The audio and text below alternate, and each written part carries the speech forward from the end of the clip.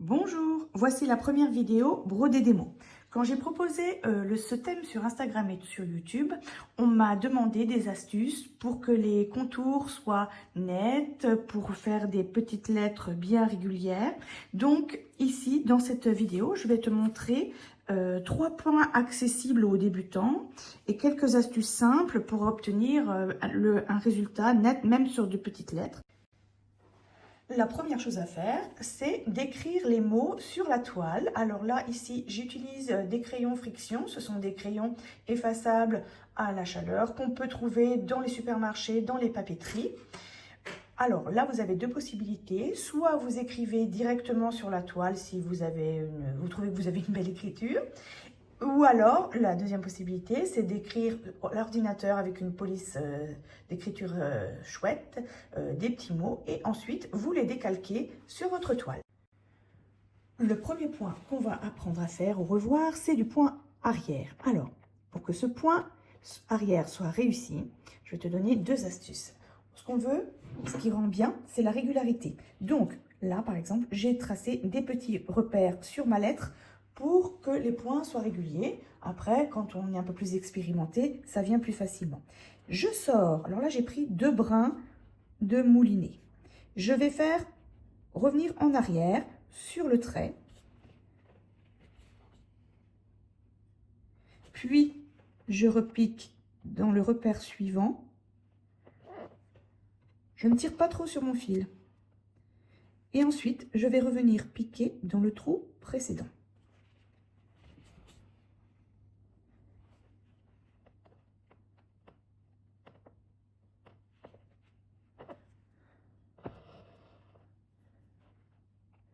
Je repique dans le trou précédent. Et ensuite, je pars sur la barre du J là, et pareil, à intervalles réguliers, je descends. Toujours repiquant. Et je vous montre dans une courbe, je vais faire des points petits, réguliers, sans trop tirer. Donc, première astuce, point petit, en repiquant, toujours. Deuxième astuce, on ne tire pas trop. Et il faut qu'il y ait de la régularité.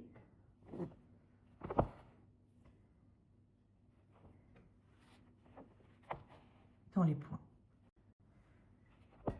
Si tu suis ces 3 conseils-là,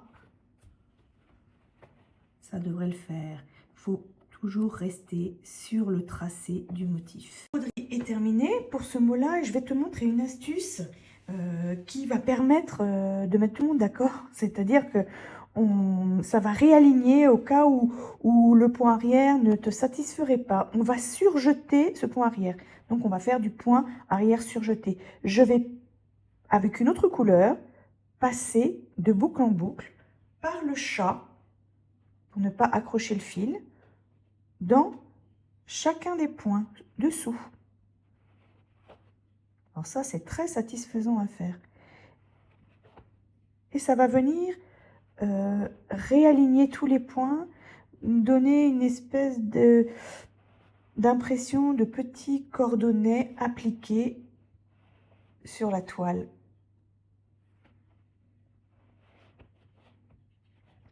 Voilà.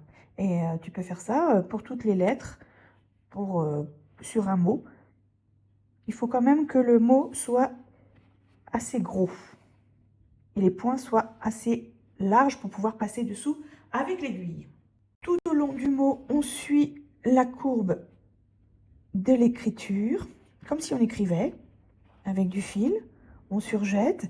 Et par exemple ici, là, quand on a besoin de s'arrêter, ici en bas, je suis descendue ici, j'ai surjeté, on rentre le fil.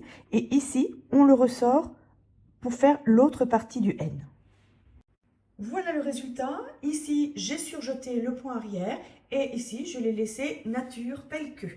Et maintenant, on va faire le deuxième point qui s'appelle le point arrière fondu. Alors ça, c'est un point. C'est le point le plus facile, celui qui a le meilleur rendu quand on est débutant en général, parce que là, c'est difficile de se tromper. Le seul astuce, c'est comme pour ici, faire des points réguliers et petits en suivant la courbe, le tracé du motif. Donc, j'ai fait un point avant. Et ensuite, je vais revenir en arrière. J'agrandis un petit peu parce que là, c'est vraiment sur une toute petite lettre. Et je vais venir, je fais un petit point en arrière, je vais venir fendre le point précédent en son milieu.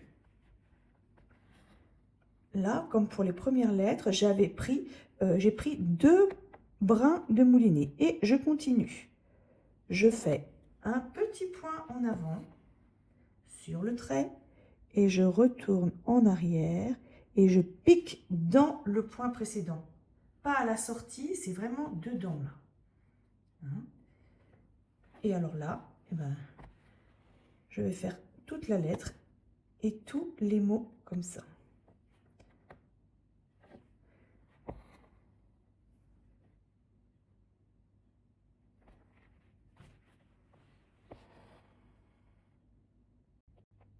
Je te montre ici comment faire pour bien suivre la courbe pour ce point-là.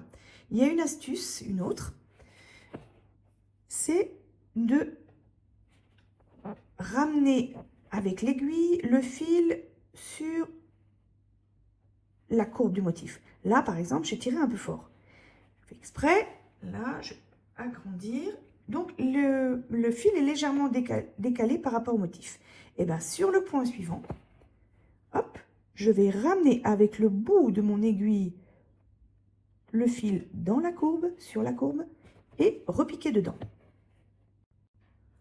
On va maintenant passer au troisième point de base de la broderie traditionnelle, c'est le point de tige. Alors, je vais vous donner les petites astuces pour les réussir. On commence comme ceci. Alors, on commence par faire un point avant et on repique en plein milieu du trait. Voilà. On tire et on fait un premier point. Ensuite, on se décale de quelques millimètres. Là, si vous avez besoin aussi, vous pouvez faire des petites marques pour commencer. Je pique et je ressors dans le point précédent, au bout du point précédent. Voilà. Et là, sur des écritures, pour bien le réussir, il y a une première astuce, c'est la régularité. Et la deuxième astuce, c'est de faire des tout petits points. Voilà, quand j'arrive en bas d'une courbe, je repique. Je m'arrête. Et ensuite, je vais repartir. Et là, pour les courbes, il y a une autre astuce, c'est de broder en ayant le fil, je vais vous montrer, qui sort à l'intérieur de la courbe. C'est-à-dire que, alors là, on ne va pas suivre le sens de l'écriture, on va suivre, on va réfléchir, là, l'intérieur de la courbe est là. Donc ici, je vais faire sortir mes petits points. Donc là, je ressors au milieu, tac, au milieu, je fais un petit point, et vous voyez mon fil là, je le fais ressortir vers l'intérieur de la courbe, comme ça, voilà. Et je vais faire une série de petits points, alors vraiment petits, hein. Je ressors, hop, et je vais continuer en suivant ma courbe et mon trait. Et là, c'est pareil, on ne tire pas trop fort sur le fil.